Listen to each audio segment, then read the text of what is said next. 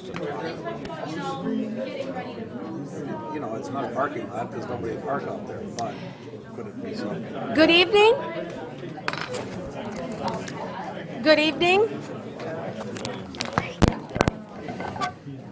Can everybody hear me? Okay.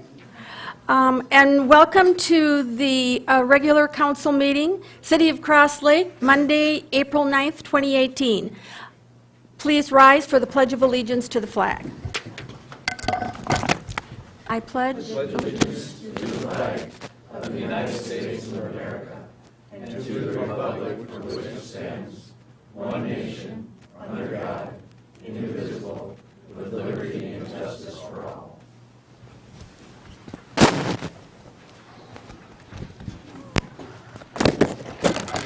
We do have some additions to the agenda, and so I would like a motion from the council to approve those additions.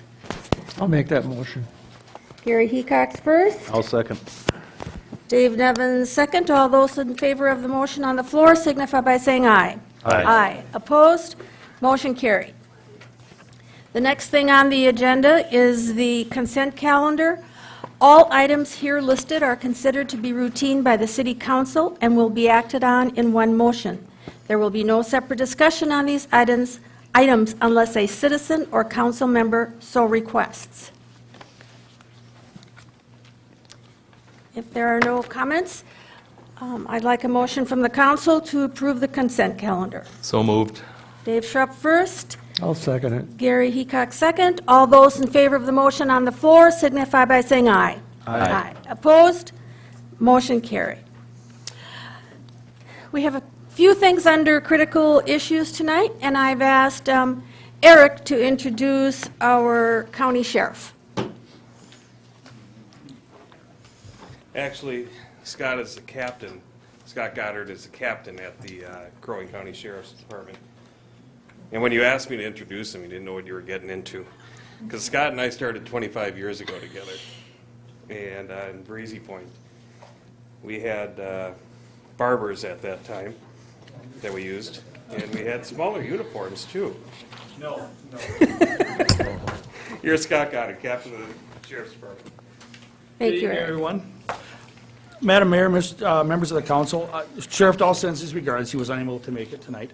I do have a couple items that I would like to hand out to you. Eric has some for the audience, too, on the first topic that I brought up. Pretty short discussion on a couple key items we've got going on, and then hopefully answer some questions from the council, and then possibly also from the visiting audience if we have some great questions.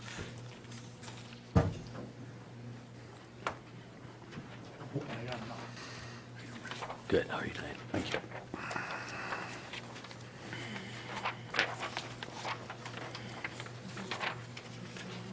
Thank you. Thank you. Thank you. Thank you.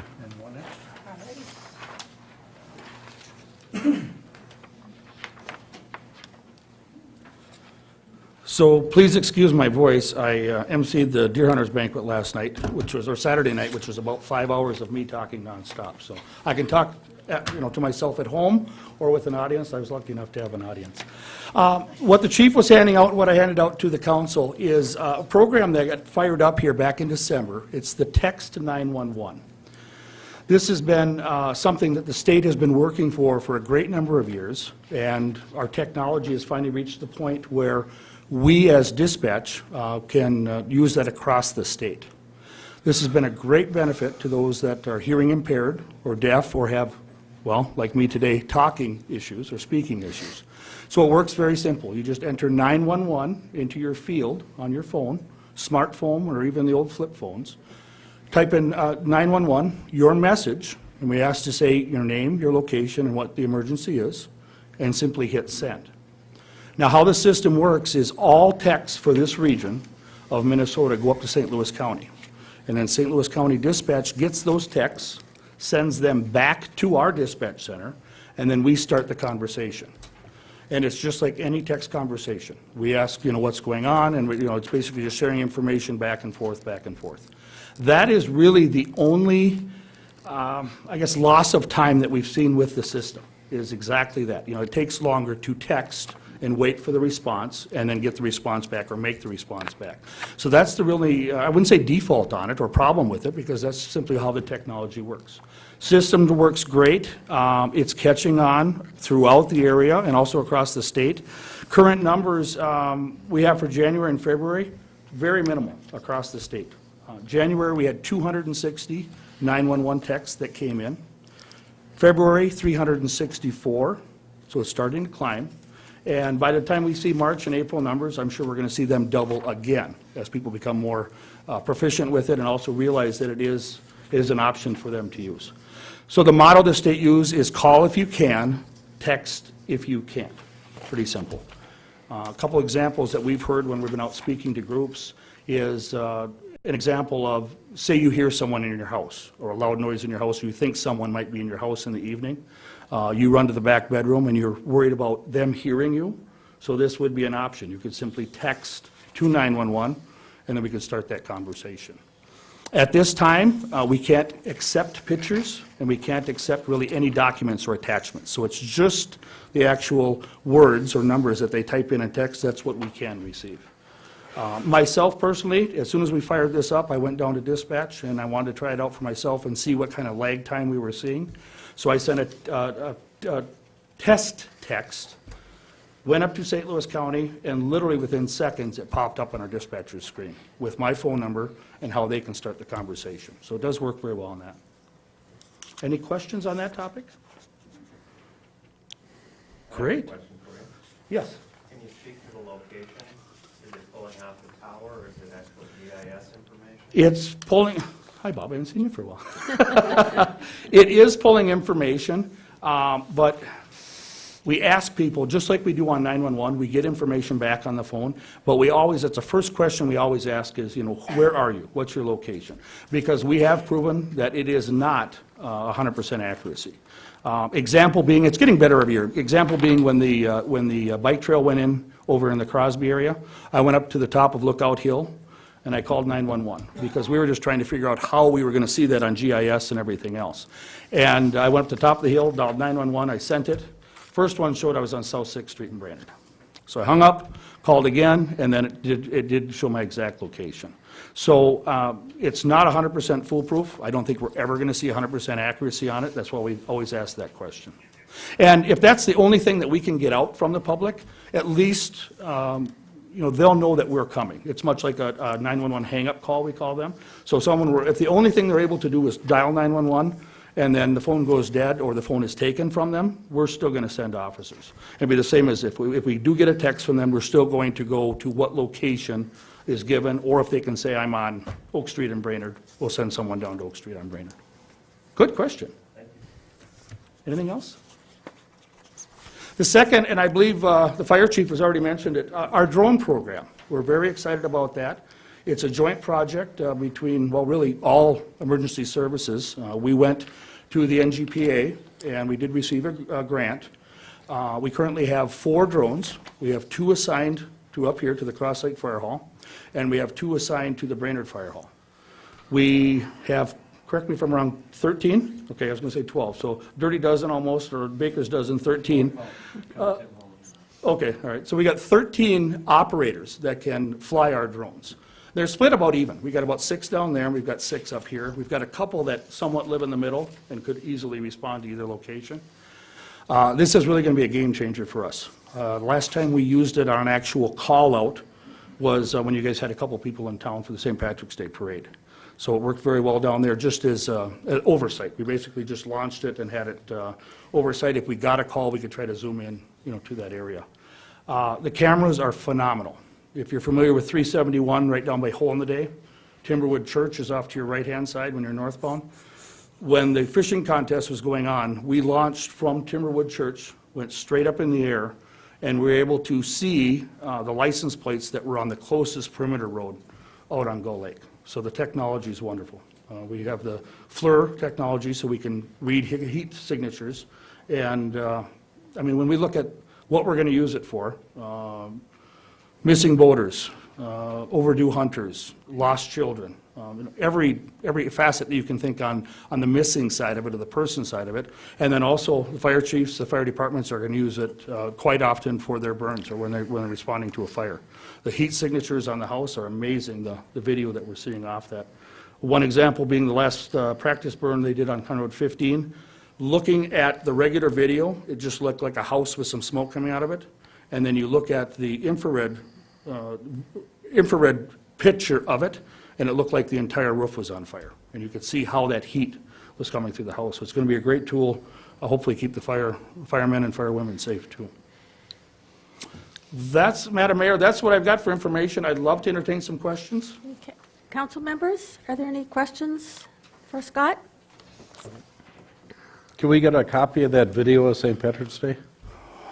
You know, I don't know, did we actually copy it, or did we, I don't think we recorded on it. We have pictures and some video. And some video? Okay. Yeah. So we were very stringent on how we defined our data and how we're going to keep our data. And a lot of times the missions, if you will, that are being flown by the law enforcement or on the fire side of it, if there's no reason to record, we will not record. If we were to use it, say, on a search warrant for oversight or on a missing person, then obviously we would record where we can go back. Some of the issues, like when we're using it for traffic, just oversight, oftentimes we don't record. Because number one, we got to retain it. Number two is where we're going to keep it, because it does take up a lot of data. And if there's some pictures, I'm sure we can share them. I'm sure we can get you some, yeah. I think the only problem we saw with St. Patrick's Day, and everyone that lives around here might have noticed it, if you tried to use your cell phone while the St. Patrick's Day parade was going on, cell service was at a premium that day. We had enough people up here in the area that we actually saw that were, even our cell phones, even in the computers, in the cars, that they were getting drugged down because we had so many people here in such a short time, so. Good. Any other questions for Scott? Captain Goddard? Yes. Is there a emergency text dispatch in the works right now? For like storms? Yes, there is. Thank you, Chip. We are actually at I don't want to say infancy, because we've been looking at this for a very long time. We're looking at 2 companies currently. We actually just met with them early this week to figure out the pros and cons of which way to go or which system to go with. But yes, we are actively working and trying to lock in funding, number one. It looks like we've got grant dollars that are available for it. 2, which company we're going to go with, which is an opt-in system. On some behalf, it's an opt-in system. There's also the capabilities in this system. If it's an emergency warning, we can send out an emergency warning to every cell phone in that region or in that area. We can basically push it through, much like you see what would be a good example? You can sign up for the storms, you can kind of remove them, but the Amber Alerts, some of you might see them on your phones, the Amber Alerts when they come in. It would be much like that. With a tone that's nothing familiar to anything that you have on your phone. It's going to be very distinctful of how the tone goes out.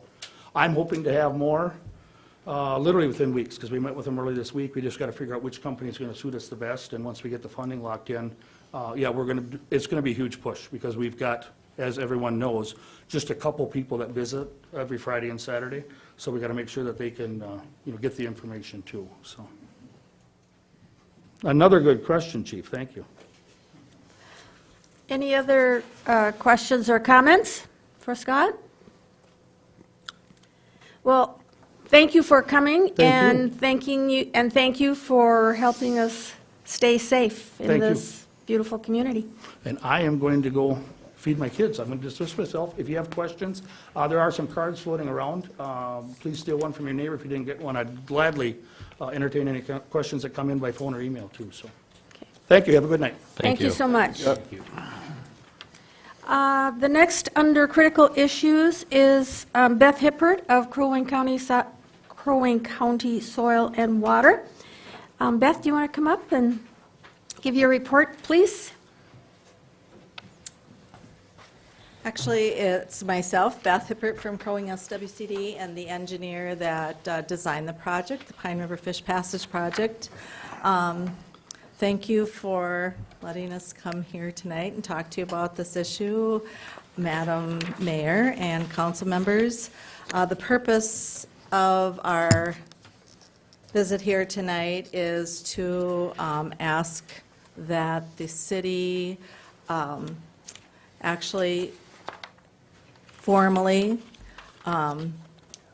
excuse the contracting firm from liability for any road issues on the Big Pine Lake Trail. The contractor, with the condition that the contractor will not exceed legal load limits and will monitor the weight tickets. But we would like an exclusion on the getting equipment into the site, because some of the equipment will be quite heavy and needs to be transported, to the project site. So I'm going to start by just asking if you have any questions about the project, because this is the first time that I've actually talked to the council about it, and does everybody know where it's at? Yes, do you want to just briefly give us an update for the benefit of our audience also? Okay, so the Pine River Fish Passage project does everybody know where the dam is? There's a dam located south of the Cross Lake Dam, south of Big Pine Lake, and it's a rock dam that was built back in 1970.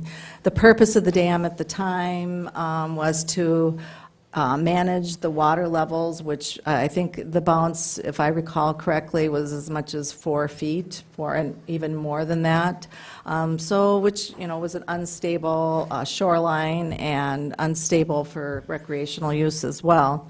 So over the years, it's been almost 50 years, there's been problems with this dam, as you probably, any of you that live on Big Pine Lake or on the stream are aware of, with bogs coming in and plugging the dam, breaches in the dam.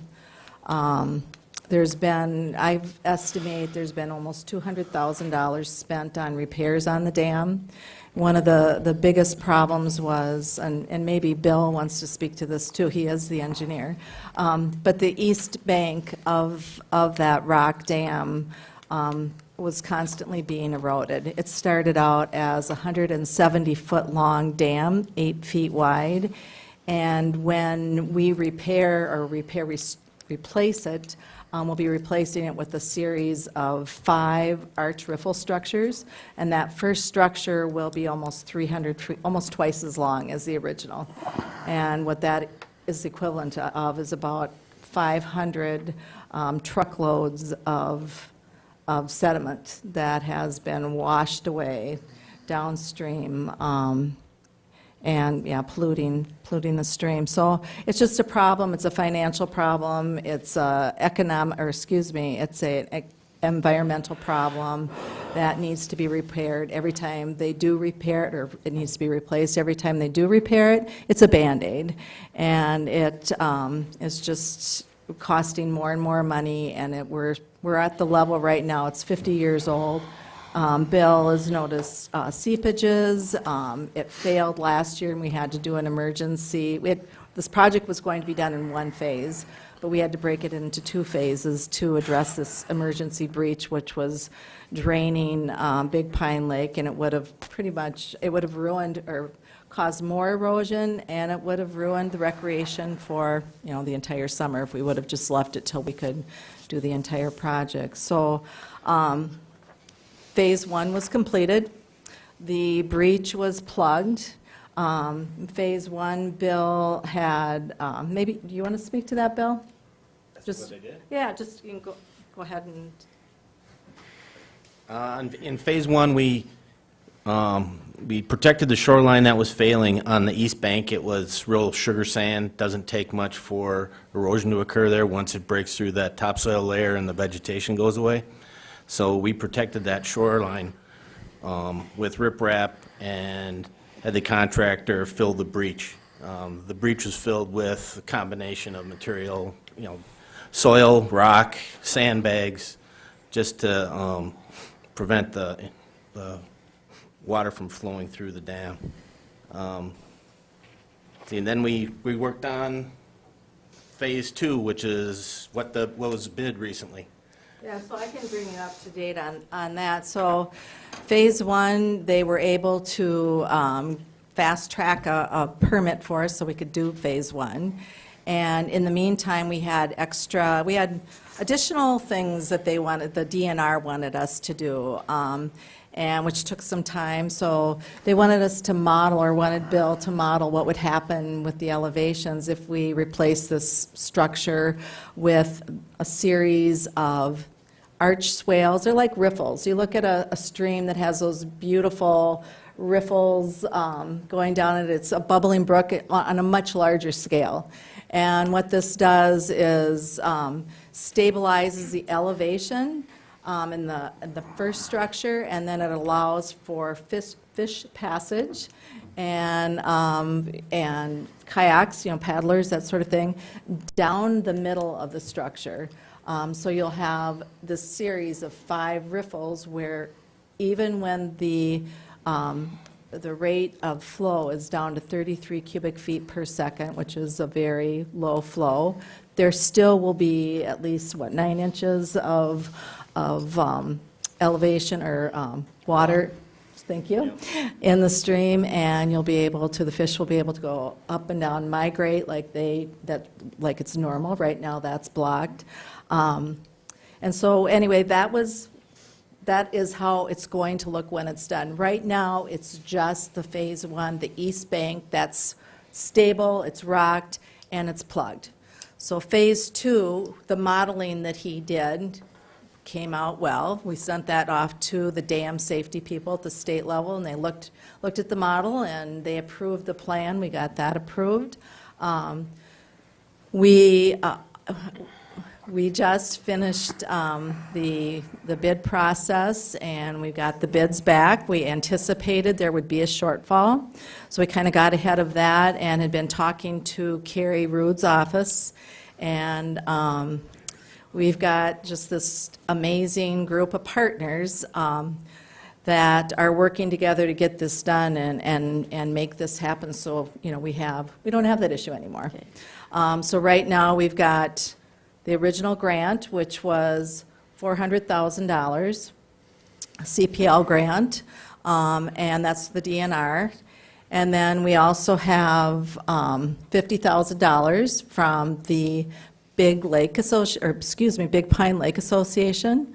So at the state level, we've got the DNR kicking in.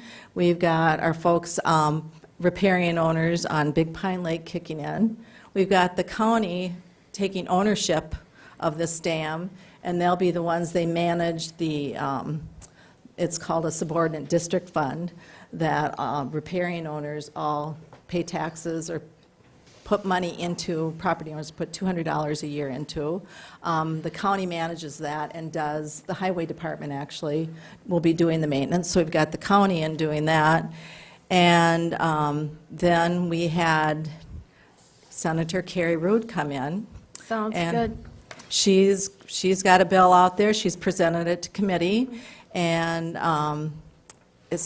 we don't know what's going to happen with it. It may or may not come through, but if it does, we can get this project done. And we want to be able to say to them that we have all these partners, including the city of Cross Lake.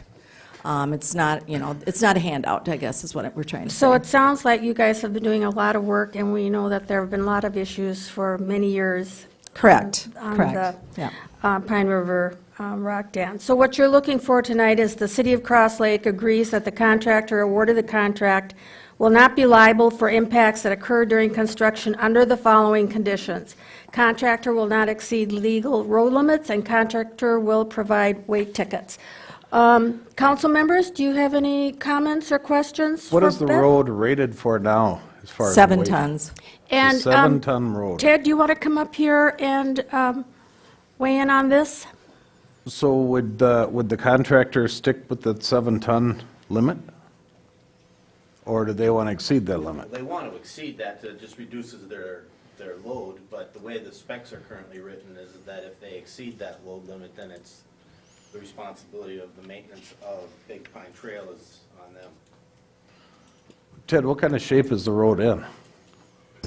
Council, we are 19 years on that road since it was last resurfaced. We were hoping for 20, 25 years out of that road. We've asked Bolton and Mink to give us an estimate what that road would cost to rebuild it, said that if it would fall apart, or someplace in that $310,000, should that road fall apart. Is that just surface, or is that whole? I'm thinking you're gonna, when we built that road the first time, there's actually some areas in there we had issues, and we had to go back and put fabric in, because the road bed is pretty mucky in a couple places. So it does have some issues. There's a culvert on it, but normal wear and tear, we probably get that in that 20 to 25 years out of it. So we're at 19 years today. How long is the road? What's that? How long is it? It's just about a mile, 1.46 miles.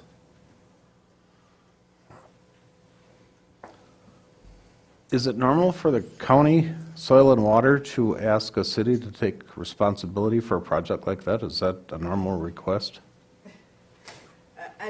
We've never had a project like this, and this isn't part of the project. We were asked to come and write a grant for this project. The project itself, even when there was a study done in 2014, the county had a study done to see what the best solution would be for that dam. And the riffle structures were one of those projects, or one of those designs that they looked at it, and it was rated very, very high. And the cost then was between $230,000 and $389,000 in 2014. So that wasn't budgeted in that original plan, and it wasn't budgeted now. Typically, what I've been told is that when you are compliant with road limits, yes. You know, there shouldn't be any issue. You shouldn't be held, the contractor shouldn't be responsible. But the project won't happen if we have to add that on to the budget. Ted, you have a couple more comments? Ms. Mayor, when we design a road, we design it for local neighborhood traffic. We don't design it for a haul road. You gotta look at, we're probably talking 20, 25 car a day, normal volume on that road from just the residents in and out, you know, year-round kind of thing. We're talking tandem and probably either bellies or end dump trucks that are coming in there. Personally, I do not see how we can run that kind of truck traffic down there and not have the road fall apart. It is just not, it was never ever designed or set up for that kind of. Is there any way that that could be done when it's frozen? Yeah, winter months. Go ahead, Bill. The way the contract is written is that the contractor does have the option to complete the work in the end of March, so he could work over the winter. What the contractor has told us is that he would like to start in the fall and possibly do some of the work late fall, early winter. So it kind of sounds like we're taking on another $250,000 road fix. Mike, do you have a comment? I do, and Ted, we talked about this not so very long ago. You know, it's more of a legal question. It's my understanding that part of that road dips down into Mission Township, Right on the edge of it. right on the edge of it, and so the road starts out in Cross Lake, dips down into Mission, then it comes back into Cross Lake. And so whatever our agreement is with the other taxing jurisdiction, you know, we've just plowed the road, but can we make that decision on their behalf for the road that's actually in someone else's jurisdiction, I guess is, so. And Mike asked me what was the agreement. This was before my time. I have no idea what the agreement was with past councils and the other jurisdictions, whether the city just took it on and did it all, or Mission participated. I don't know. I don't have that information for you. And the other question is, maybe you want to ask our current engineer his opinion on it too. So. Okay. Are you familiar with the road, Mike?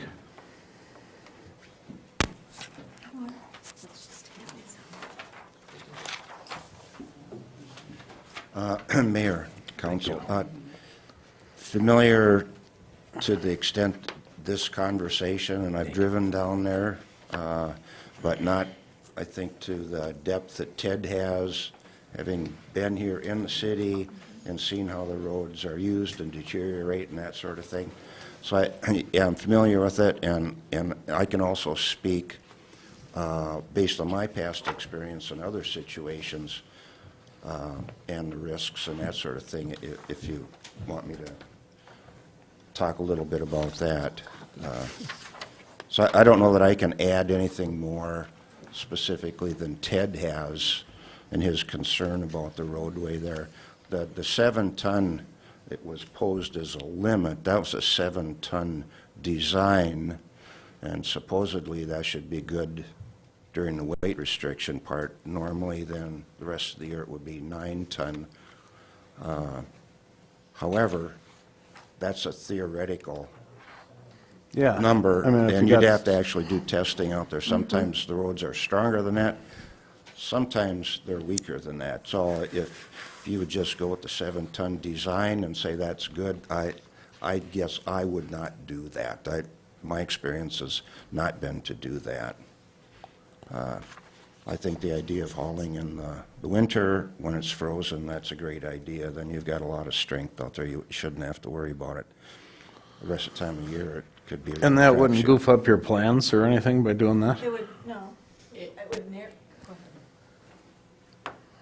ahead. We didn't specify to the contractor which way he had to go. We left it open, based on him meeting the requirements of hauling up to 7 tons per axle on the roadway. So we didn't really tell him that he had to work in the wintertime. I kind of wonder if we tell him that he has to work in the wintertime, if there'll be a little bit of a discussion over costs. Wasn't something he anticipated having to do, but. I think we gotta participate in fixing the dam, right? I mean, that is a problem that's always going on. Right.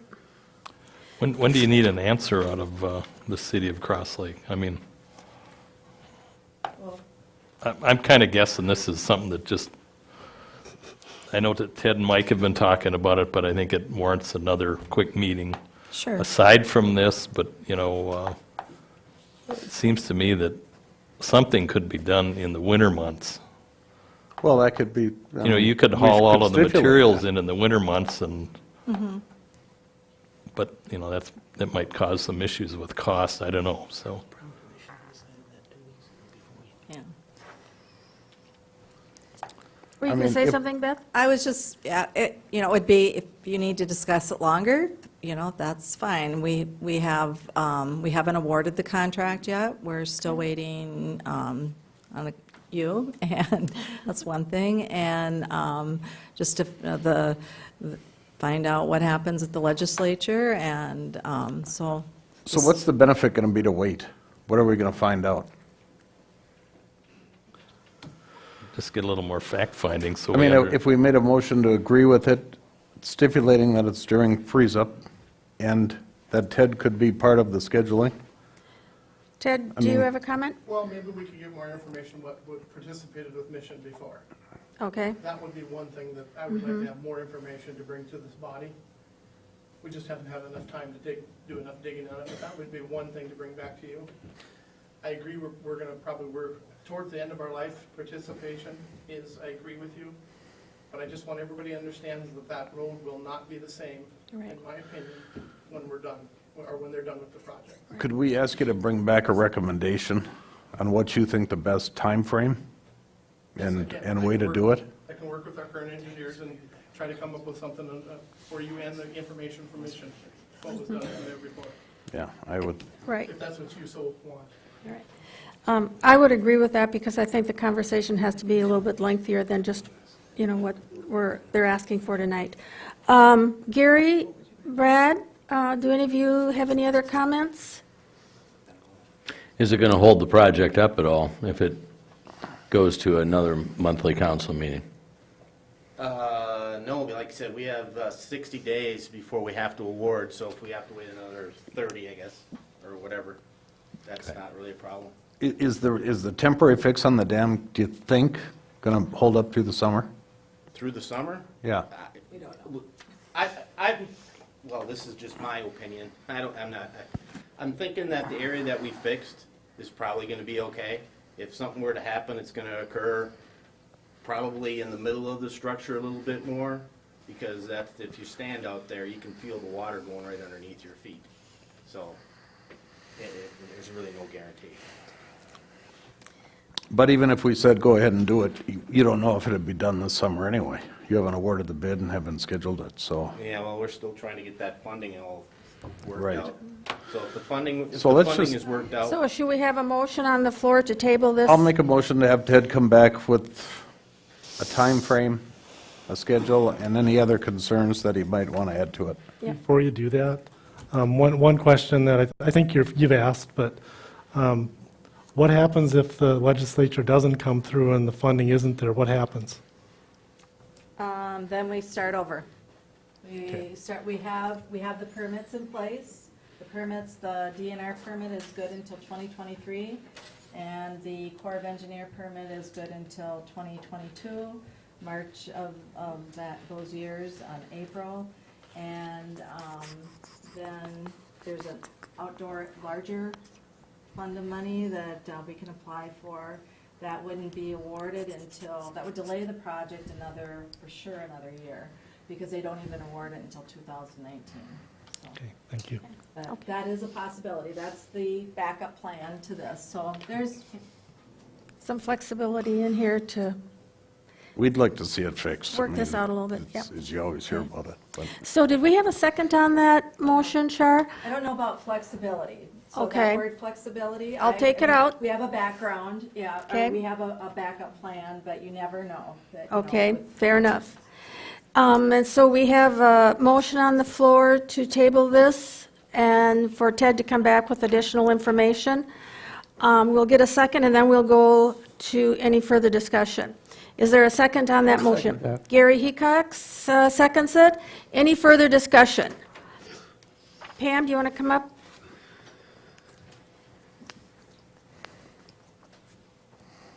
You can go up and give us your name and address. Pam Graves, 14131 Sugarloaf Road, Cross Lake. I live on Big Pine Lake.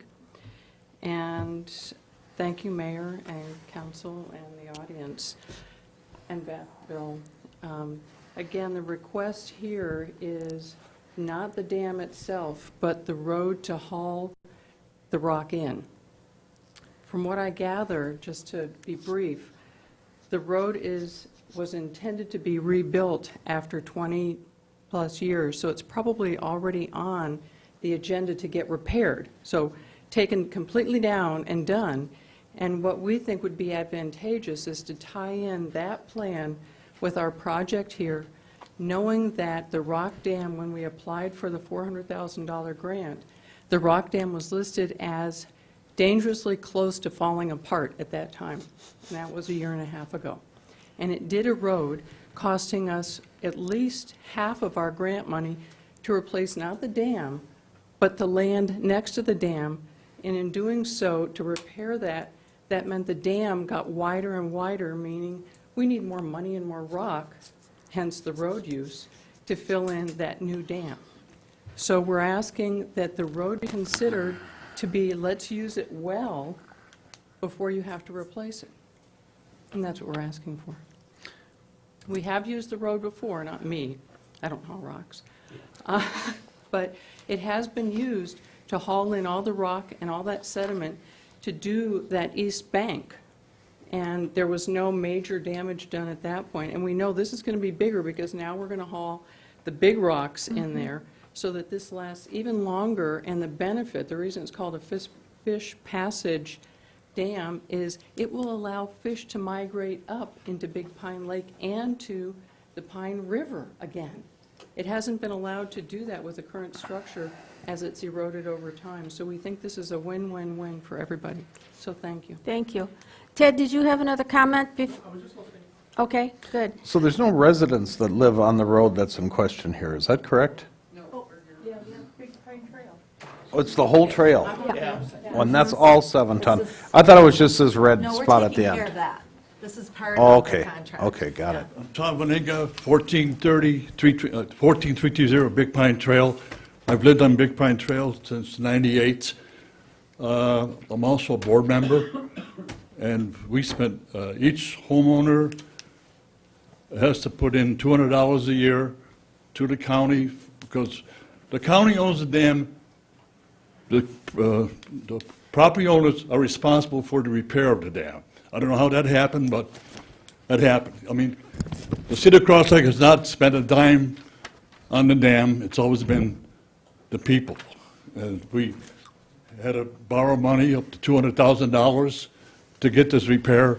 Hoving's been there last year, hauled a lot of rock. There's no damage to the road. The road's in bad shape.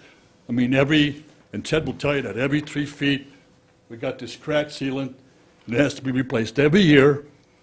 The turning is kind of hard, and it's, since they made that new turn a couple of years ago, the state did, it's a little bit harder to get in and out. The edges are starting to crumble. So I think if the contractor stays within the limits of the load, 7 ton, there should be no damage. Okay. I mean, if they exceed it, they should be fined or whatever. Maybe somebody should spot check to make sure that the right way goes in there. I mean, you got Anderson and them, that when they built the school, and the other part had all these structured sand on it. I know that's a state road, but it still goes on the city roads also. But, the road's in bad shape. And this, like I said, it's been, said 19, but I think I've been there to 20, so it's like 20 years. Thank you. Roads and bad, and dams and worst. And, well, see, we had the breach last year. We lost about 9 feet of water. I mean, we were like in marshland till they fixed the east end. So if the dam doesn't get replaced or whatever, eventually that's going to be a swamp. And it was that way in '98 when we had the big drought. It was nothing but bog there. Yep. Thank you very much for your Okay. comments. Thank you. Any other comments before we vote on the motion on the floor? All those in favor of the motion on the floor signify by saying aye. Aye. Aye. Opposed? Motion carried. Thank you. And that'll be back next month? Next. Yes, that's what your motion is for next month. Thank you. Thank you. Thank you. Okay, moving on down to number 3, under critical issues, Lake Foundation School banner.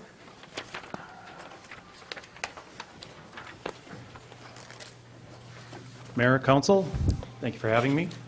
Mike Stone with the Lake Foundation Board, and Mike O'Connell's in the audience. He's also a board member. First of all, I'd just like to start with some really exciting news for the school. We got word probably about a week and a half ago that the contractors are well ahead of schedule.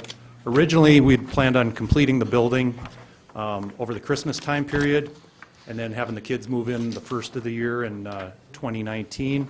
Then it got moved up to MEA weekend, and we just found out that they're going to be able to open the school in August in time for the new school year. So almost 4 months ahead of schedule, and we're on or maybe even slightly under budget for the whole project, so, which is great. And for those that don't know, the Lake Foundation is a nonprofit that is actually building the school building, because the Cross Lake Community School is a charter school and they're unable to own their own property or building. Which brings us to kind of a unique situation. We're building a public school building, which is primarily governed by the state for permitting. In fact, we didn't even need a city building permit for this project.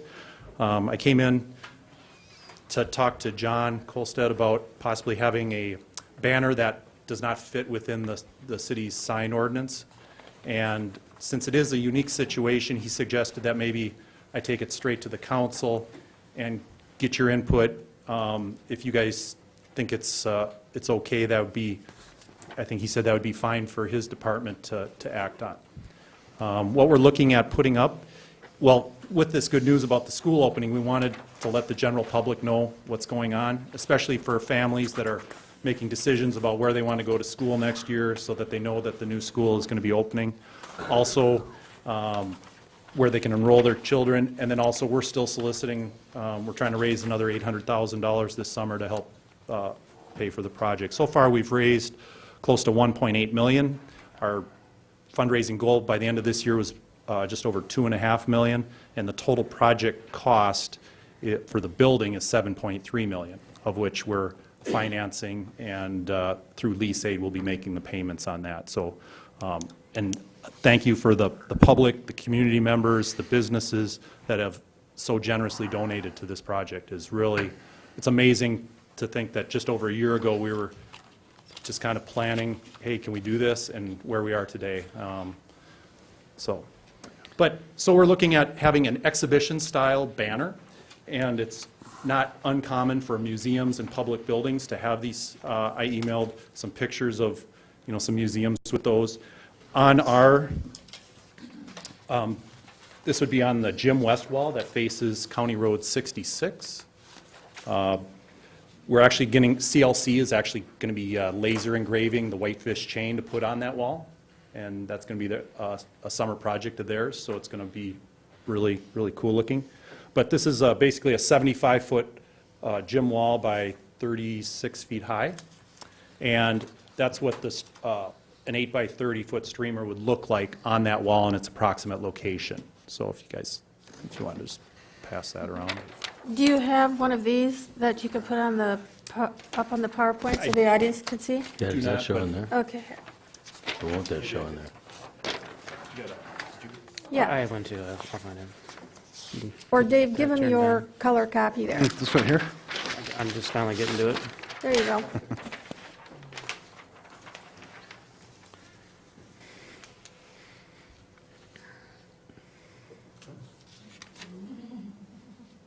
So that's what we're looking at having there, and I'll just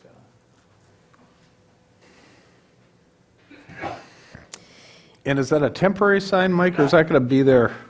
So we'd be asking to have it up for the summer season. So basically, May 1st through the end of September.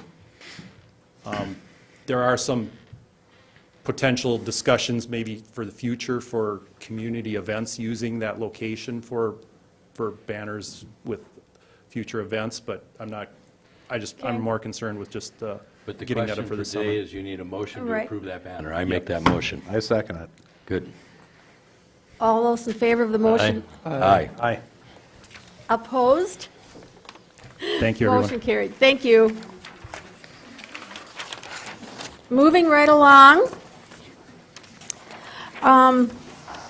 At last month's meeting, the council voted to become a member of the Green Step City program, and a resolution should have been in your packets for approval at that time, but it wasn't, so we added it this time. And the resolution has been approved by the Green Step City, and basically, to make it short, it's introducing John Goodstead, who is going to be the lead on this project. It talks about that our mission is to be an environmental and sustainable community, and they are asking us to provide feedback once a year on our progress, and that we keep records of what we do. So in a nutshell, that's what the resolution is, instead of me reading it and taking up some more time. So if I could have a motion on the floor to approve the resolution. Who's going to be doing the reporting to him? John Gunstead, he's a member of our Economic Development, and his name is listed on the resolution. I'll make that motion. I'll second it. All in favor of the motion on the floor signify by saying aye. Aye. Opposed? Motion carried. Great, thank you. Next thing, brief report. At our January workshop, one of the priorities that emerged was the safety and security of our staff in current facilities.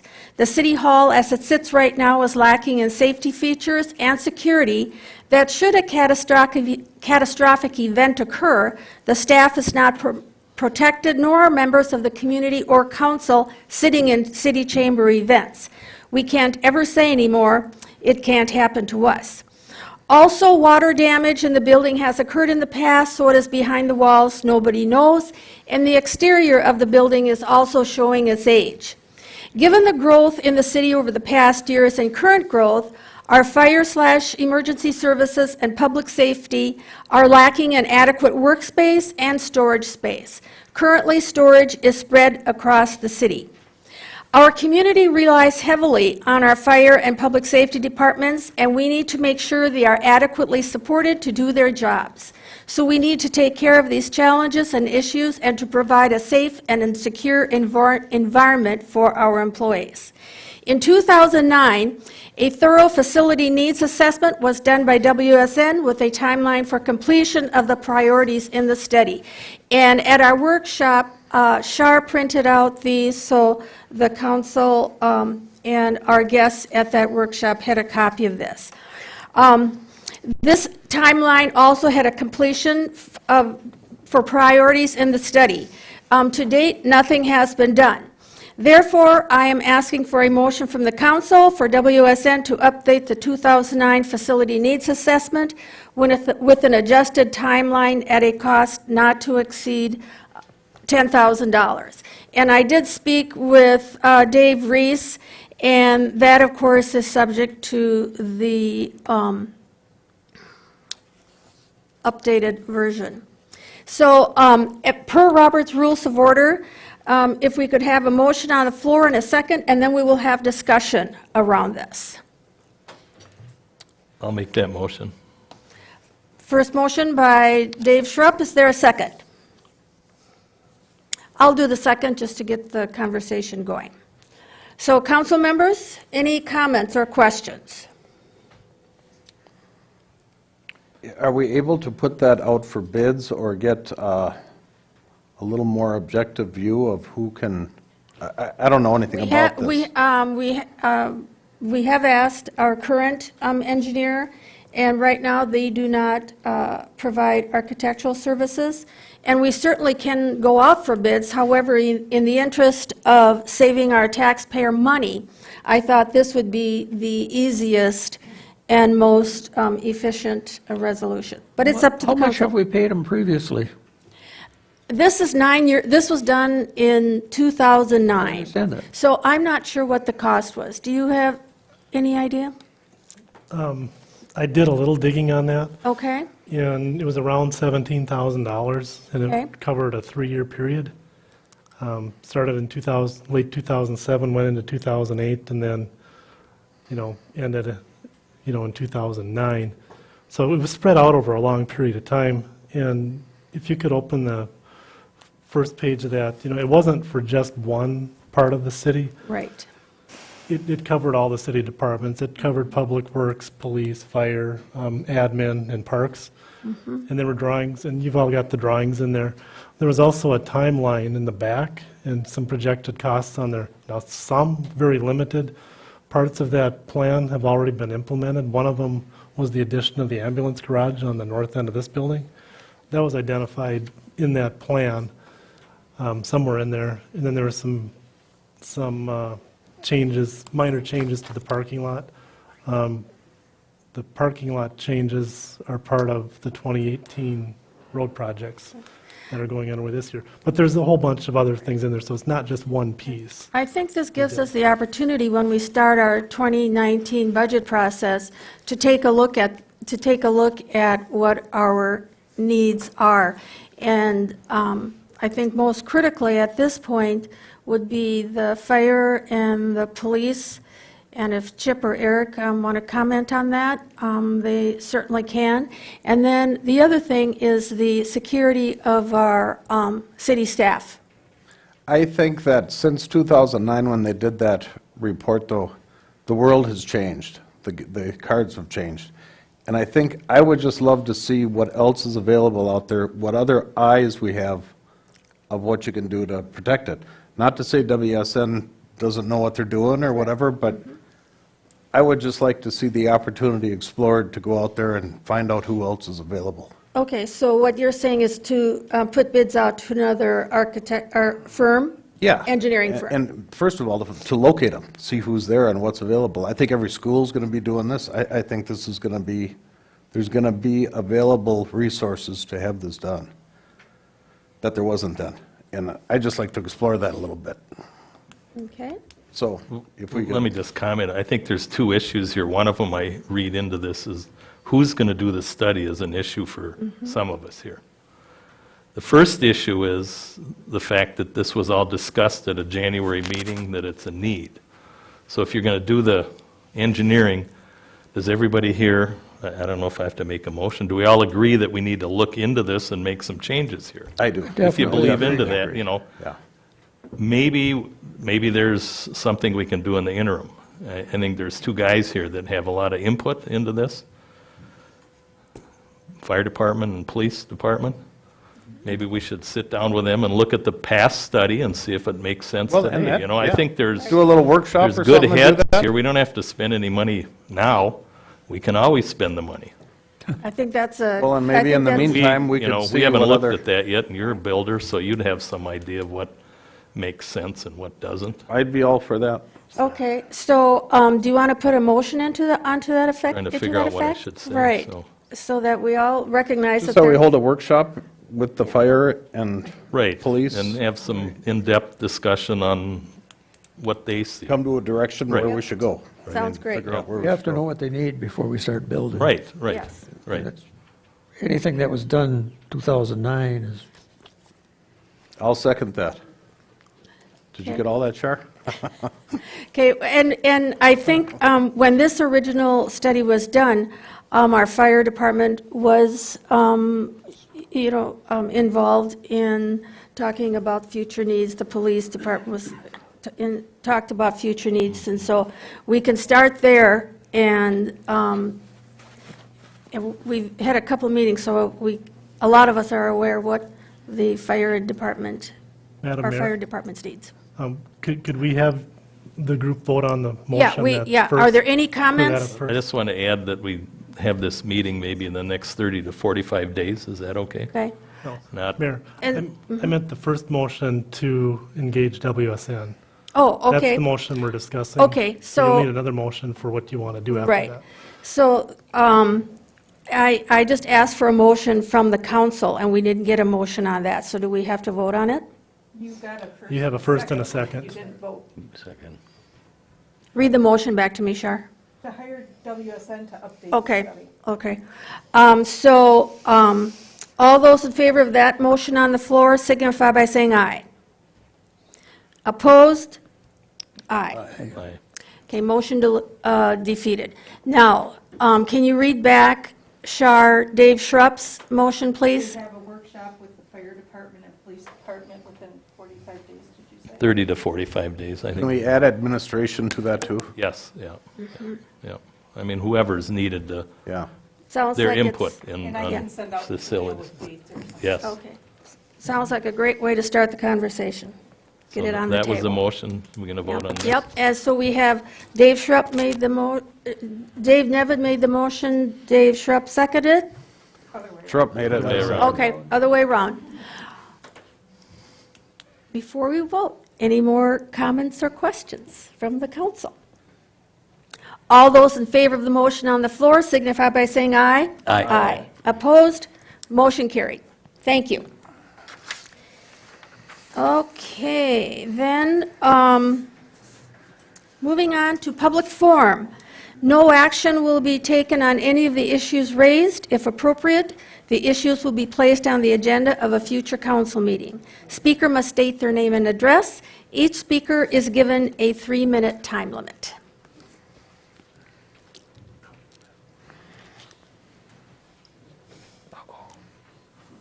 Good evening, ladies and gentlemen. Cindy from the Cross Lake Chamber of Commerce. Hi, Cindy. I'm here tonight to just recap a little bit about the St. Patrick's Day Parade that we had, and I want to say thank you for your input into the whole program. It is very likely that this was the largest in terms of participation, and certainly the largest in terms of spectators in the parade's 44-year history, making it the largest tourism event to ever take place in Cross Lake's history, we think. I've been here involved in it 8 years. It's been going on for 44 years. I don't know of a larger year. This bodes well and very much complements the comp plan that the city is working on that identifies tourism as Cross Lake's #1 industry. The Brainerd Lakes Chamber, and specifically the Cross Lake Chamber, Bill Monroe and myself are the employees here in the office, and we have a committee of 10 volunteer people, business representatives that volunteer their time and plan and fundraise for this entire event. We spend hundreds of hours planning for everything from writing clues to the pot of gold to organizing the more than 150 businesses that have participated in some way or another. We are very grateful for the support and the assistance that we receive from Cross Lake's Public Works Department, the Fire Department, the Police Department, as well as Crow Wing County, the Crow Wing County Mounted Patrol, and the Reserves. We did a survey of over 100 participants that were actually in the parade. 30% responded right after the parade, in the days just following the parade. 83% of those responses would be categorized as being impressed with the overall size and scope of the event. Some of the typical remarks were, we love that the whole town embraces the parade and there is such a fun atmosphere. There is something for everyone from kids to seniors. The community involvement is a great way to kick off spring. It's really inspiring to see all the work that the business and the local community go to make this parade happen. Our group enjoyed the day, very friendly people and a great setting. Your community should be very proud. And then when we asked them what they disliked about the parade, 27% had no comments at all. 23% cited traffic and parking after the parade as a problem. 14% were very concerned about parade watcher safety. The kids and the adults both encroached into the line of the parade. And 13% remarked that there, of course, were too few porta potties and trash containers on the route. That being said, there were more porta potties and trash containers on the route than ever before. You know, the stars simply aligned this year. The parade took place on March 17th, which was actually St. Patrick's Day. The 46-degree weather day and the sunshine that we experienced that day has been the warmest day to date of this year. And then the strong social media efforts by everyone in the community, businesses and residents alike, ensured that we took the title of WCCO's Best St. Patrick's Day Celebration in the state. That story aired Thursday night on the Minneapolis News Channel, and we just simply cannot buy that kind of marketing. For a community whose #1 industry is tourism, that exposure is just priceless. Going forward, we have already met with Cross Lake Public Works, Police, and Fire to discuss the future growth of this event. We all recognize that this event continues to grow and we need to do more things to ensure the safety of everyone involved. So if any of you have any comments or suggestions in that realm, please don't hesitate to let Ted or Chip or Eric or anyone on the St. Patrick's Day Committee know your thoughts. In conclusion, I just want to say thank you for your support and the continued support of the Public Works, the Fire, the Police, so that we can organize this event. It's just a privilege to work with all of the various departments and the staff at the city. Thank you. Thank you, Cindy. Job well done. Any other public comments? Okay, moving on to the City Administrator's report. Okay, thank you. Well, that's a tough one to follow up on. But, Cindy had mentioned, safety was one of the issues we talked about. And I get a lot of questions during, before, and now after the parade. What was the city's level of effort to help make this event a success? One of the questions I get is, how much time did we spend on the parade, or how much time did we spend compared to last year? Well, we never really answered that question. No one's really ever asked how much effort the city incurs in holding that event, whether it's demand for services or more police or more fire or making sure if there were an emergency, vehicles could get from one end of the route to the other. And those are all things that were discussed. So in total, from the city side, there was about a little over 400 hours of identifiable effort. Now we can debate whether or not those people would be on duty that day doing some other function, or was their task assigned specifically to the parade effort. So my part of this report is a follow-up to the discussion I had with Cindy earlier today was, let's think about that, and we're going to be rolling into the budget process here not too much longer, and so that'll be one of the topics we'll be discussing. I personally saw the consternation, for lack of a better word, from Chip and Eric, and the head scratching, and how are we going to protect this, and how are we going to make sure this is covered, and they did a really nice job of putting together this is what's called a con-op statement that Chief Lee and Chief Lomiel were put together. Chip had a real detailed one, which is kind of an underlying document to this, saying, where are we going to have an ambulance station or a first responder, and if somebody were to have a medical issue or something were to occur, how would we evacuate a person? Which route would we go to? And so they worked with Ted and the rest of the Public Works to make sure that the routes as such were plowed and designed and free of people and traffic so they could best protect the public safety and have a successful event. So those are some of the things we'll be talking about when we go through the budget process. So that's no action, that's just a heads up, okay? The second item on my report, if I could get Brad to put up the item F2. What we're asking to is acquire a piece of tax forfeit land. And the way that works is, once the county is tax forfeit and the city, being the properties within the city limits, the city has the first option to say, yeah, we want to buy that. Or we can say, no, we don't want to buy it, we don't have any public purpose, and it doesn't make sense for us to own that piece of land. What you're looking at right here is on the right side of your screen, that is West Shore Drive. On the left side is Dewdrop Lake, and the item highlighted in blue is basically a road easement that accesses the back side of that property from West Shore Drive. Acquiring this does two things. It cleans up our easement on the trail. Part of it is on the trail on West Shore Drive. Then we protect any future roads or utilities that would need to go through there. So staff's recommendation is that we accept and approve that portion to purchase for $100. I will make that motion. I'll second. First, Dave Nevins, second, Brad Nelson. All those in favor of the motion on the floor signify by saying aye. Aye. Opposed? Motion carried. Okay. And if I could have Brad again put the first picture up under F3. There's Dewdrop Lake again. There's the same view, only in this instance, there's a piece of property that my understanding is you're not able to build a home on either one of them. John's giving me the thumbs up. So the question is there a public purpose that would be a benefit of the city to own that parcel of land? There was debate going back and forth, which was better, which was not, and I think the ultimate decision was saying, the city doesn't really have an interest in that or could justify saying, yeah, we need it for this purpose or that purpose. That's one part of it. If we could go to the next one, Brad. Now, this one is highlighted in blue. It's a piece of property that's in a residential area that's tax forfeited. And because it's in our jurisdiction again, does the city have a need for that piece of land? And I think the answer was a unanimous no.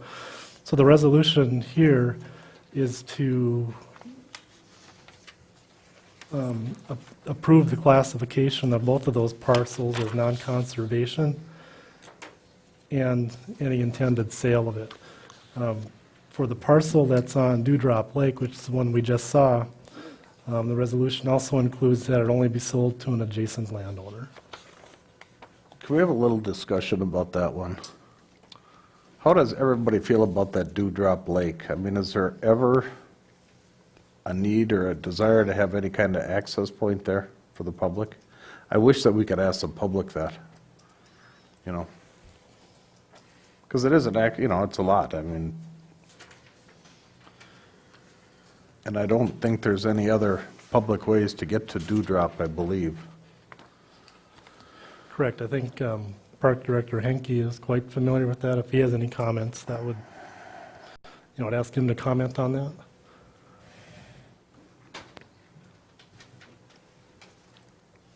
It is a private lake, so there isn't any other access. So there's an opportunity to get 300 or 400 feet of the lake now, right off a right-of-way that we just got.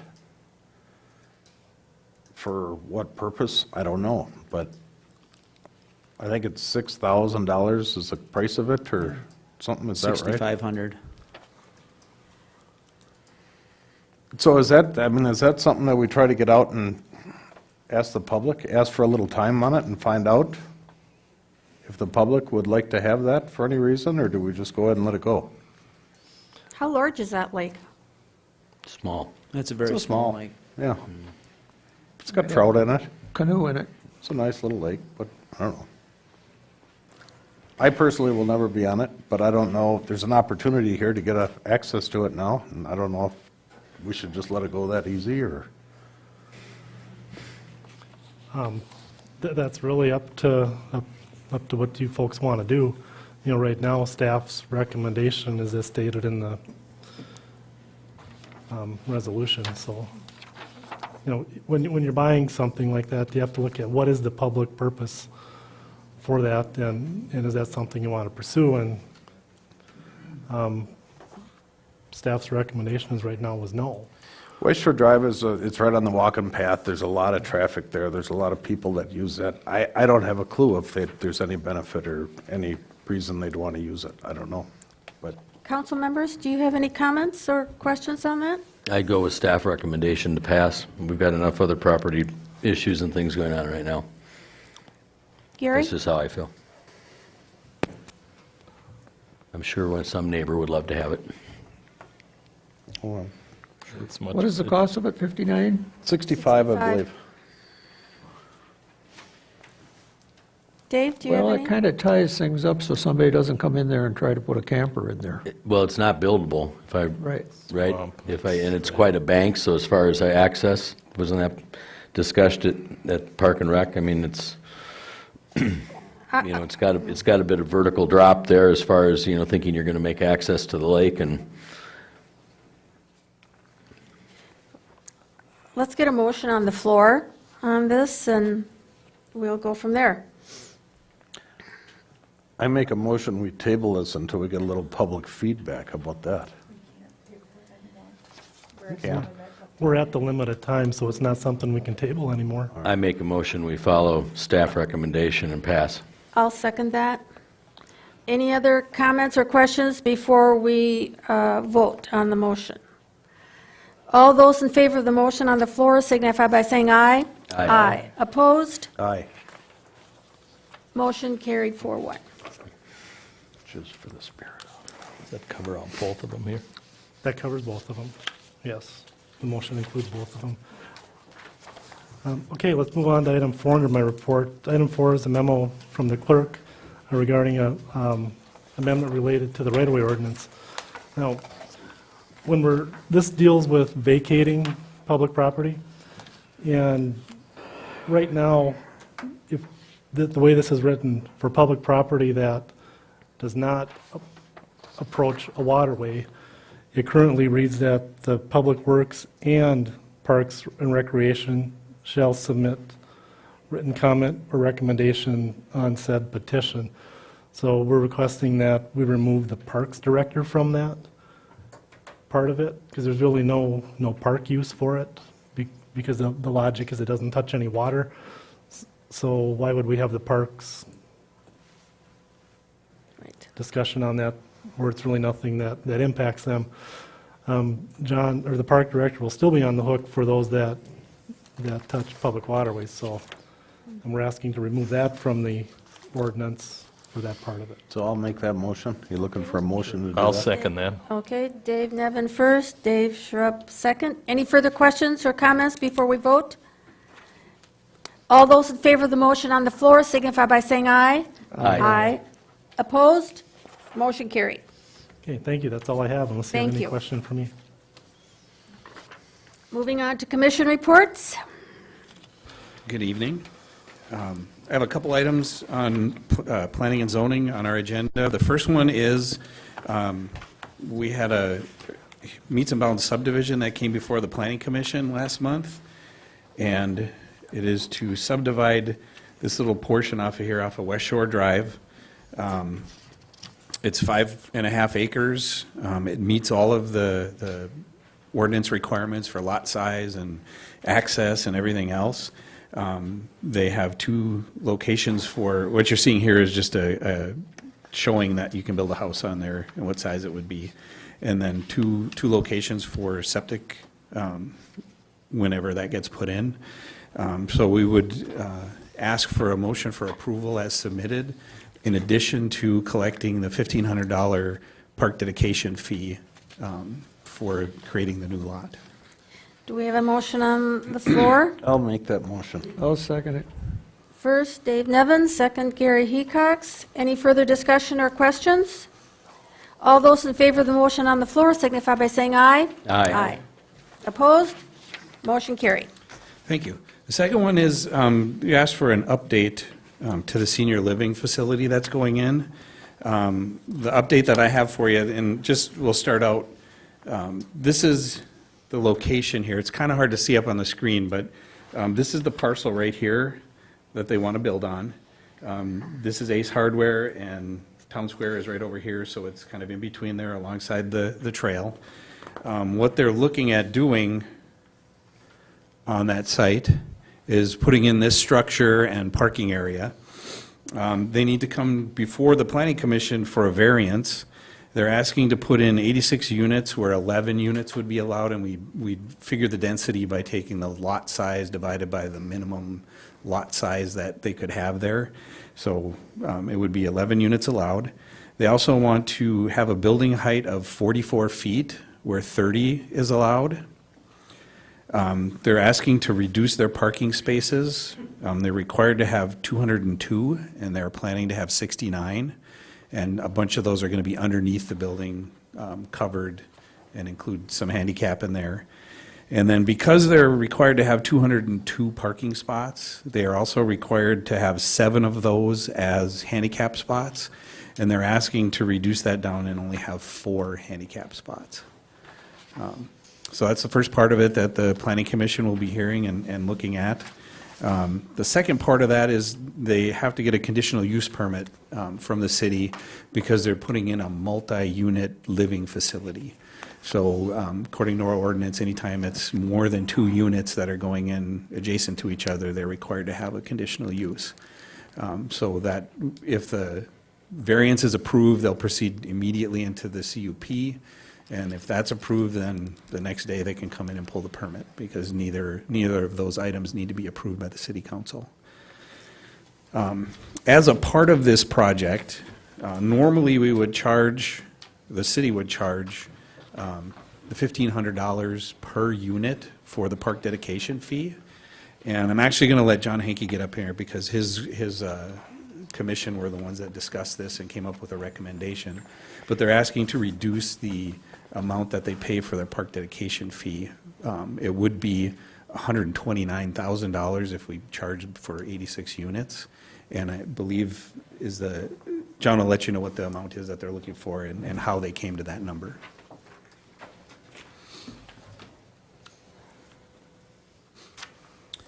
Okay, so their development team met with city staff and also came to our park commission meeting. And what they're proposing is just to have the city charge them park dedication fees on the independent units that they have in the structure, which is somewhere between 30 and 33. At the staff meeting, they talked about 33. At our park commission meeting, they talked about 30 independent units. So we're not sure what they're going to decide on when they finally build the structure, but what we're recommending is that we charge $1,500 per unit for the independent units that they put in the structure. So that would be our recommendation to the council tonight, and I'd be happy to answer any questions. I guess our reasoning behind that is, for their memory care units, there's going to be no impact on the park system from those folks that are in there. From the assisted living side, very little impact on the park system for those folks. But there will be impact from the people that are independent living. These are just like apartments. We would charge park dedication on those.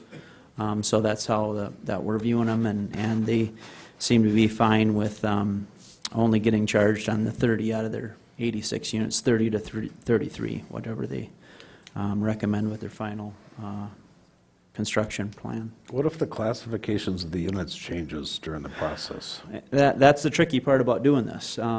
We don't really know, and those units can be converted. You know, just because you're in independent living, if things change and you need the next phase of care, it sounds like you can stay in those same units, so I'm not, that's a little gray area there, Dave, I'm not Just let sure. it go, huh? Yeah, so, once they initially give the city their plan, we'll just have to trust them that that's how many units are going in there, and I'm sure that as part of their advertising efforts, we'll know how many units are going in. I don't think they're gonna, you know, bait and switch the city on something like this, since the city is gonna have to give them variances and on, you know, their parking and their height and some of those other things, and they're good people to work with. I think they'll be, it'll be a good project and be a nice addition to the city. So that would be our recommendation, $1,500 a unit, and discharge for the independent units that are built. We have a motion on the floor. I'll make that motion to Stand follow for just their. one moment. And is part of that motion that it gets collected when they pull a permit? That would be correct. So it would be the number of units that are, people are going to be living in on their own, based on what they submit when they get their permit, and they would pay that fee prior to me issuing the permit to them to build. And that number is projected to be around 30, Right. $1,500 So you made the motion on the floor to Right, yes. accept the recommendation of 30 units at 1,500. And you seconded that, Gary? Or who seconded it? Nobody yet. Oh, okay. Is there a second on it? And then we'll go into discussion. Okay, I'll second it just to move into discussion. Any comments or questions? Council? First comment is, that is a drastic drop-off in parking. I mean, what it's supposed That's to be in, correct, I yes. mean, we're And talking about, they have- we're not talking about a little bit of gray, you know, we're talking They have some about, contingencies in place. Right. That they would utilize the parking in Town Square if needed. I believe that their recommendation, and they would have to speak on this at the Planning Commission meeting, but their estimates and the numbers that they're putting are consistent with other like facilities that they have throughout the state. So they're saying that they think 69 might be too many that they need. You know, they're talking somewhere between 16 and 20 staff per shift, per day. The people that are going to have the units where they actually are going to have their own vehicle and still be driving, they'll all be parked underneath the facility, so out of the weather. And the rest of that is for visitors. So, you know, you're looking at 30 to 40 plus for visitors. If they have an event, they can expand, and they have a written agreement that we will require them to record with the county in the event that they need additional parking. They can utilize Town Square, and that's per our ordinance, we allow that. It would take up 2/3 of Town Square's parking, but it's there, and it's an agreement that we can sign with them. Hey, John, what's the name of the company that's doing this developing again? They're out of St. Cloud, and they've done, they've done a Yeah, lot of Winkleman. these, and so I think the question hasn't been put to us other than park dedication, but I'm assuming that They've done, they've do this dealt for a with living. tight places like that. I've seen it in the city where they put up this type And of I can tell thing. you from my own experience, my parents both were in assisted living, it's just my dad now. I've pulled into their parking lot, and it's huge, and I've never seen more than 30 cars parked in it, ever. And it's 3 times the size of this facility that my parents live in right now. So, any more questions or comments regarding the motion on the floor? And can you read that back to us, Shar, please? Park dedication of $1,500 per independent living unit be charged and collected at the time that the permit is pulled. Okay. All those in favor of the motion on the floor signify by saying aye. Aye. Opposed? Motion carried. That's all I have, thank you. Thank you. Next, we have Park and Rec.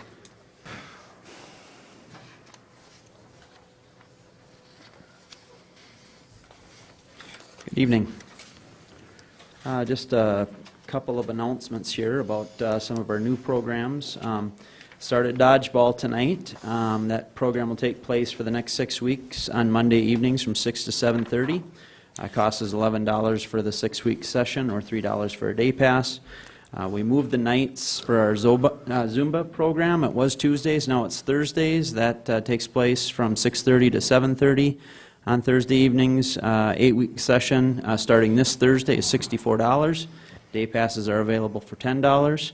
And we need at least 6 people to pre-register for that session to get going. So that was an instructor that wanted to make sure that she had some participants there before she committed her time. So that's the deal with that one. AAA Senior Driving Class, we have another 55 Alive class coming up on April 26th. That'll be from 9 to 1 at the Community Center. And we have a Legacy Amendment presentation coming up Thursday, April 19th.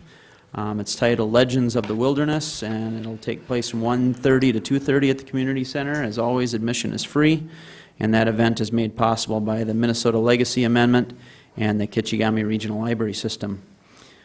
Cross Lake Area Library had their first book sale of the season. That was last Friday and Saturday. I wanted to thank all the volunteers that came out and helped make that sale possible. They brought in $585.75 for the 2-day sale. So unless there's any questions, that's my report for tonight. Thank you. Questions? John. Thank you, John. John. Thank you, John. And Public Works. Mike Burden. Very briefly on the wastewater improvement plant project. If you look at the front page there, you'll notice I condensed the first few months, October to February, so it's not quite so cumbersome, just easier to look at. But I think of significance that in March, last time I was here, we talked about the EQ basin getting ready to come online. It did come online. Thank heavens you had a big St. Patty's Day weekend. Everything there worked. I didn't hear about any concerns afterwards, so Ted can mention any if there were any, but I believe everything went well. That was with some of the temporary equipment, the pumps and piping from the city, and that'll remain in place if it's needed until the permanent pumps and piping are put in, and that's coming in the next couple of months. I think they're already working on some of that, but that's part of that whole controls and equipment issue we talked about before. It would take several months here to put all that into place. So that's happening. The big thing I think now is just trying to coordinate selective work improvements there with Ted and his staff to change out of valves and pumps and that sort of thing. So it looks like everything's on track, going well. One final thing is costs. We're still waiting for, if you see in the cost section there, there's some piping that's supposed to have been done. That was relocated, that was done, and there was some insulation work which was done, and that was monitored by both the city and Bolton and Mink when it occurred in late February and into March. And the contractor has the quantities. We've requested those so he can get the pay estimates in place. We don't think that's going to be only a few $1,000s for all that work, so it's not terribly expensive. So I think unless there's something which really comes out of the blue, we're looking pretty good there on construction costs. One part of that is, if you've noticed, then there's a construction allowance of $75,000. I've talked to several of you about that. I don't know that you're all aware of how that works, but the contract originally was set up for $2,227,000. Of that, $2,152,000 was actual construction, and there was a $75,000 contingency in there that was written into the contract. They don't get that money. That's there. It's allowed for changes. So as of this point, we've spent $12,413. I said there's another couple thousand there, and there could be a few more minor changes. So we're really under on the construction end of it, and unless something really crazy happens, we should be in good shape by the end of the contract. Questions on anything? I just have one question. We had our auditor was here from our firm, and one of the things we touched on was the sewer plant. And in a nutshell, the sewer plant proceeds don't pay for the operation of the plant. So the question, if you could, in your spare time, could you tell us how the plant is utilized, relative to its capacity? How much of it's, you don't have to tell me now, but if you can come back, if you know it now, you can say it, but, we're probably going to be digging into talking about expansions, and so it would help to know how many you could, how many more gallons or units or whatever it is you could Yeah, I can give you put online. I can give you a rough idea. Because today, isn't it like 500, rough numbers, 500? No, it's permitted and designed for 150,000, gallons per day, right, Ted?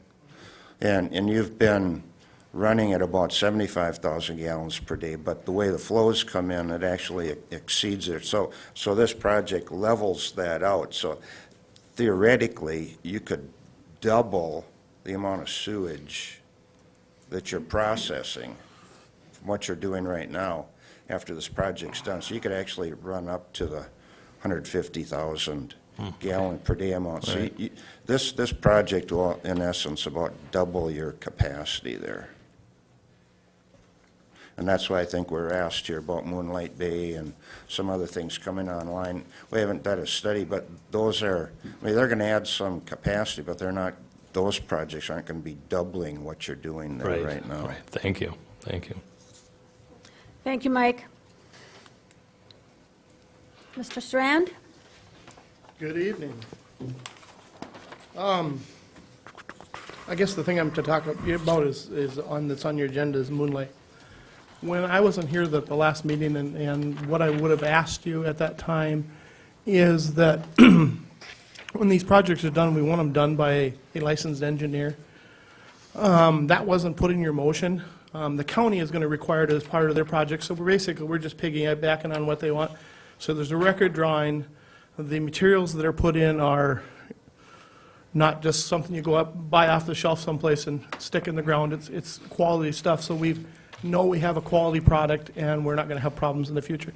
So I guess what I'd ask the council is if you could just add that part of it, that anything that's done as far as these hookups is done by a licensed engineer, I would appreciate it. But Ted, in you asking that, are you taking on the liability of fixing it? I mean, it's kind of a private service, isn't it? It's a private service, but the county is going to require you. To specify what you're putting in? Yes, the county they're going to specify what you put in and have a record drawing. When you go in. Does it have to be by an engineer? Yes, they're going to require it. I talked to them today on it, and that's what they told me. Well, because Richard called me and kind of indicated that WSN told him that he didn't think it had to be. That's what there was some confusion. When we initially talked about this was an extension of the sanitary sewer system. That has to be done by a licensed engineer. When it became that each unit was going to be like a service extension, the state says no, it doesn't have to be because it's a service extension. But the county, in their authority, are saying anything that's put in my right-of-way, we want record drawings and we want it done by an engineer. Oh, so it's the county who stepped in and did that? Yep. Okay. Okay.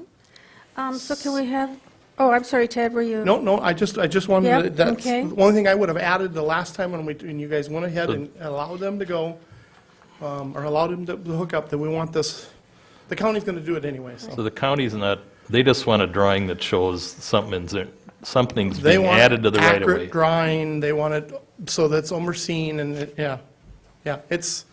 they want assurances that it's done right. I'd have one follow-up to that. If, that's fine to do what he's asking, but if we should have, that shouldn't be hopefully remembered each time we accept an extension. We should have a city ordinance provision that clarifies if it's private, if it connects to a county road, if it, given the parameters, and then it's just in there.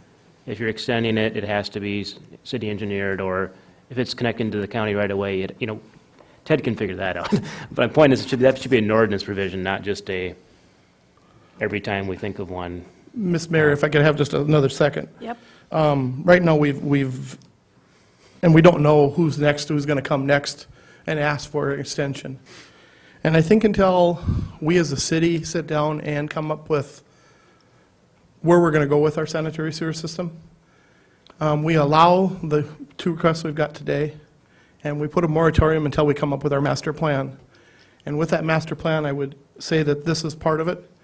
All of the bells and whistles that we want attached to it at that time. But I think we need to, before we get so crazy here and we're going to be going off in all these directions, let's take care of the 2 we've got today, allow them, and say, whoa, until we can come up with the master plan for our community, and whatever that'll be, let's just stop from there. That's what I would like to do. If it's only 2 for now until, that makes sense, if that's the logic. Okay. And there's nobody else asking, or, As of now, I know there's another failing system, but we haven't had any requests. So is there a motion on the floor that, Shar, just a quick question. Can we just make an addendum to that, or does it have to be a new motion since we've already approved that initial motion? Just a new motion to Add it? add one more requirement. Okay. Yeah. engineering to it? Yeah. Okay. I'll make that motion. Okay, thank you, Dave. Is there a second? I'll second it. Second, all those in favor of the motion on the floor signify by saying aye. Aye. Opposed? Motion carried. Ms. Mayor, I have just 2 little things that I wanted to mention, if I Absolutely. may have the council's indulgence. We got some questions about the last time we snowplowed, why we didn't go out right away. We had temperatures that were warming up, and we were watching, we didn't go right away. And if you have noticed, our roads have gotten much bumpier. We have the frost starting to come out. We probably were doing some damage to our roads because we were actually pulling the rubber, the crack seal that we put into the roads. We were pulling that crack seal out. So was the county, so was the state.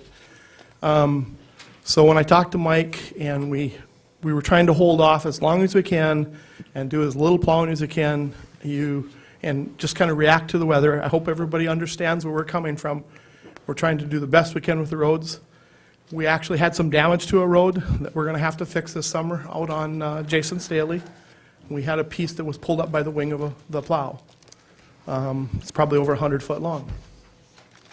But we're going to have to fix that. That's the kinds of things we want to avoid. We're trying to stay off the edges of the road, stay in the center of the road, get people home. If the weather's warming, I'm going to try to let it lay unless it's so deep that you can't get home. So I just hope everybody understands and bears with me. This is a rough time of year with that. Another thing I would like to do is, again, I'd like to invite the council, all of you, if you've been to the plant, come again. If you haven't been to the plant, please come. Same thing with Public Works. Please come down and see what we're doing. My guys are busy all of the time. There isn't slack time. They are busy. I encourage you all, including city staff and any of the public, please come down and see what we're doing. The door's open anytime. Give me a phone call. I will gladly walk you through, or one of my staff will walk you through what's going on. It's a mess right now, but we're glad to have visitors and show you what we're doing and what the equipment we have.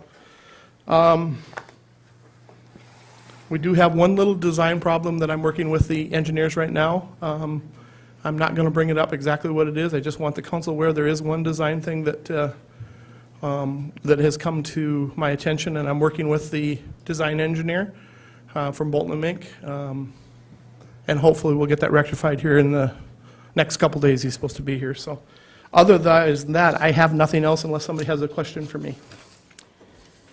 Thank you. Thank you. Thank you, Ted. Thanks, Ted. Thank you. No action will be taken on any of the issues raised under public forum. If appropriate, the issues will be placed on the agenda of a future council meeting. Speaker must state their name and address. Each speaker is given a 3-minute time limit. Do we have any public comments?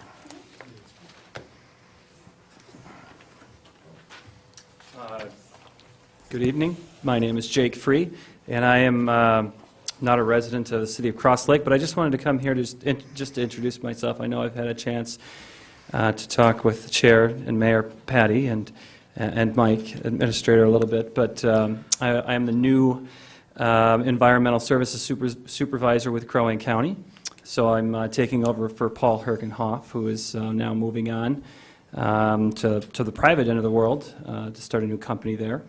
And we've had a good relationship with the city of Cross Lake, and I just wanted to say we look forward to continuing that and appreciate everything that's been done in the past, and I appreciate John and Cheryl and their commitment to customer service and all the hard work they've been doing and all the city's employees. So don't really have any questions or anything other than that, just to say hi and hello and look forward to continuing a good relationship. So, thank you. Thank you. Thank you. Welcome, Jake. Thank you. Is there any old business? I got some old business. This property owner down here, Aaron and Sharon Patton, we discussed it last meeting. When you look at it, I see no reason to require somebody to do another survey down there, and I think it should go pin to pin. In the past, we've had people that have gotten land all the way down to the lake by the same people that have voted this down. But if you want, give that to Brad and have him put it on the screen.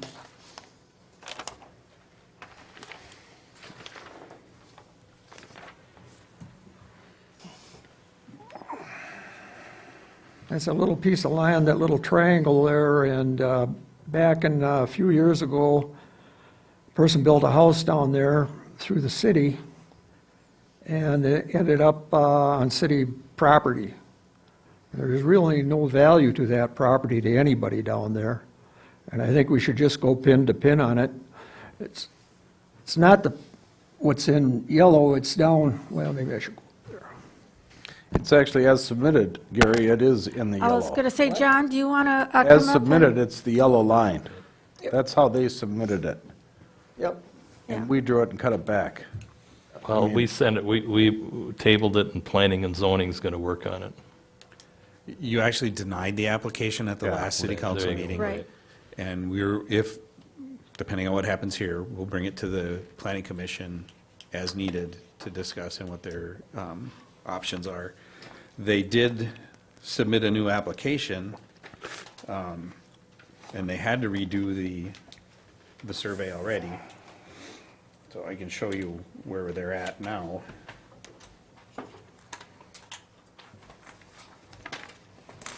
I wasn't expecting to come up here with this.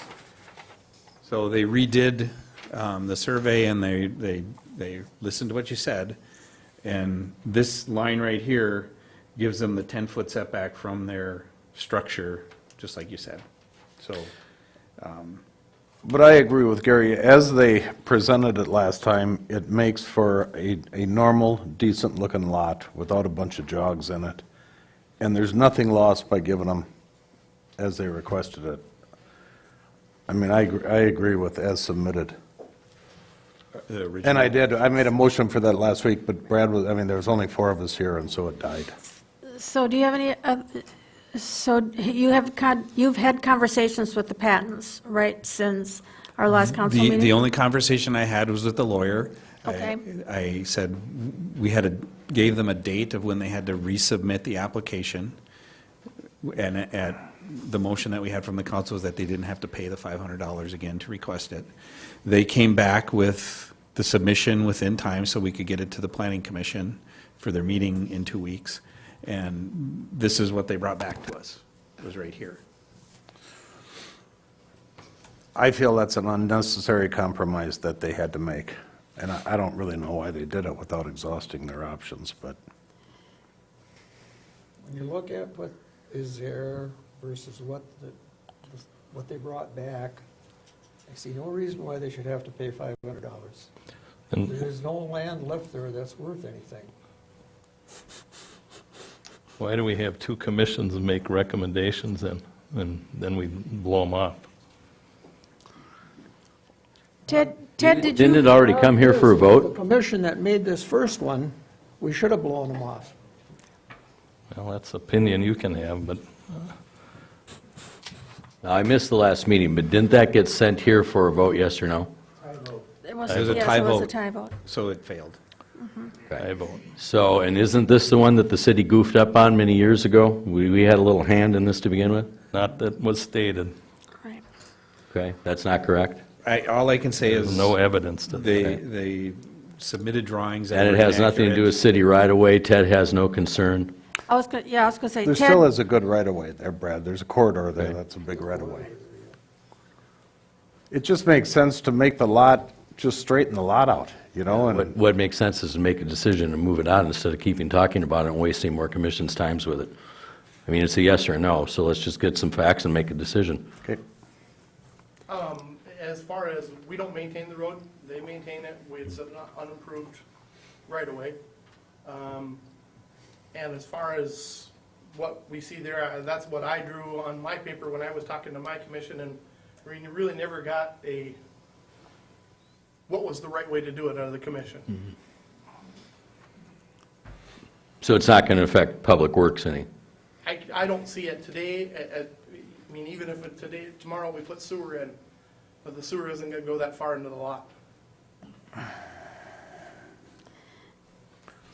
And there still is enough room in the right-of-way to put a lift or to do whatever. I mean, it's Historically, what have we done on these properties, John? Or either John Henke or John Colstead? From the research I was able to go through and look historically on the right-of-ways that go down to the lake, you have in your policy that you will not vacate them, but you've fixed corners, you've done things like that. These ones that are off of and not accesses that go all the way to the lake, I mean, they asked on this, if this is what you're talking about right now, to approve what they originally had requested, is significantly less than what other people have asked for when they asked to vacate the whole road. Right, and that was a subject that I think Gary brought up. Maybe we should vacate the whole road. It isn't very long, if we're not going to do anything with it. It seemed Why like are there we- was something negative about that. The negative part of that was that if you do that, then all those people have to get new legal descriptions and. And there's probably 6 people on the other side. There's only one on this side, but the other one. If the majority of those people came to you and asked for that, you could do it, but not without their asking. Not a majority, everyone. Did everybody get legal notice in the plat? They did because of the vacation? request, yes. Right, I mean, so, I just meant, so if you did something tonight, it wouldn't be any greater than the original notice, right? That's correct. Yeah, then you're fine, but. And I don't think any of the neighbors have opposed any of Well, the requests. it's just whenever you do more than it was noticed, you really shouldn't be doing it without noticing it again. But if you're contemplating something that's no more than the original notice, then I think you fair game if nobody's objected so far. Doesn't mean you should or shouldn't, you shouldn't be, by law, you gotta give notice to everyone in the plat if you're gonna vacate. I would like to make the same motion that I made last month, and that we just accept it as submitted, like this. I'll second that. Is there any other comments or questions?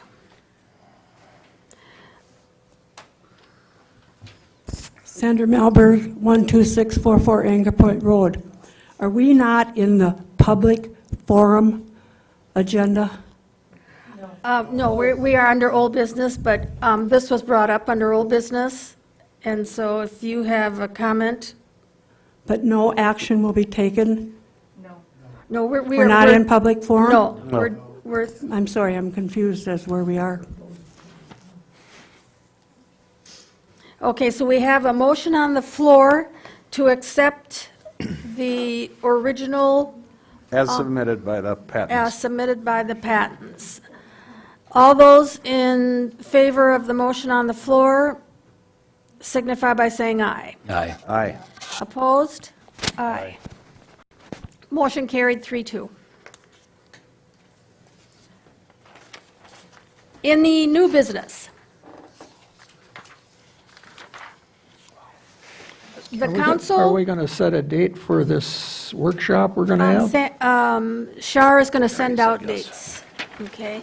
The council will move into closed session pursuant to Minnesota Statute 13D, Subdivision 3B, subject to attorney-client privilege to discuss pending litigation and settlement information. We'll stay here or go there?